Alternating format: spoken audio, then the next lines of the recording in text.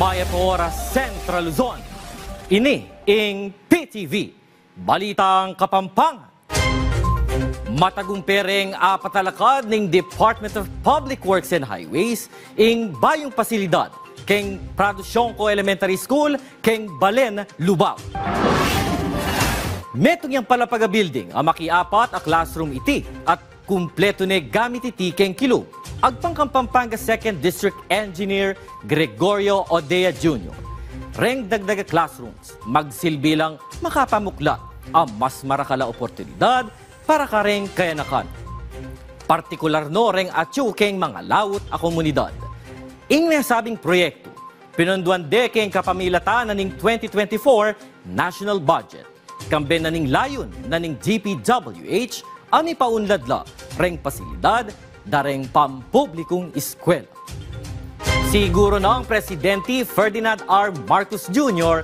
ang magiyang istrikto at masiridong screen deng performance dareng kayang gabinete. Keng neto nga podcast, inisplika na ning Presidente reng opisyal ang po pareng gabinete makapagsilbing masalese. Alino bitasang makapandatila keng karelang pwesto. Pepasyas na mo naman ng Presidente alila dapat babasi ing pamikaluguran pangaras keng pamamye keng serbisyo publiko. In the military, kapag sinasabi, ito yung gagawin mo, pag hindi mo, ano nangyari? Hindi ko nagawa kasi ganyan, out. You're relieved. Next. And that's what we should do. We have to be very, very strict. Look, kahit kaibigan kita, mahal kita at lahat, pero hindi mo nagagawa yung trabaho eh. Hindi naman ito tungkol sa pagkakaibigan ng pagmamahal natin sa isa't isa kung hindi para sa serbisyo, para sa tao.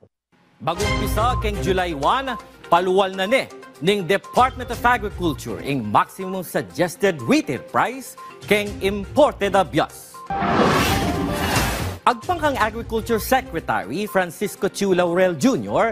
magineng 43 pesos ing MSRP na ning imported a bias, ibat keng 45 pesos per kilo. Isplika ng Laurel, may babaya kasi ing presyo na ning abias keng world market. Tiwala naman ning DA ang makasaupya iti keng pamagbagal keng inflation keng bangsa.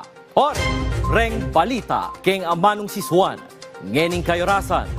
Para keng aliwa pang updates, i-follow you kepo keng kaming social media platforms.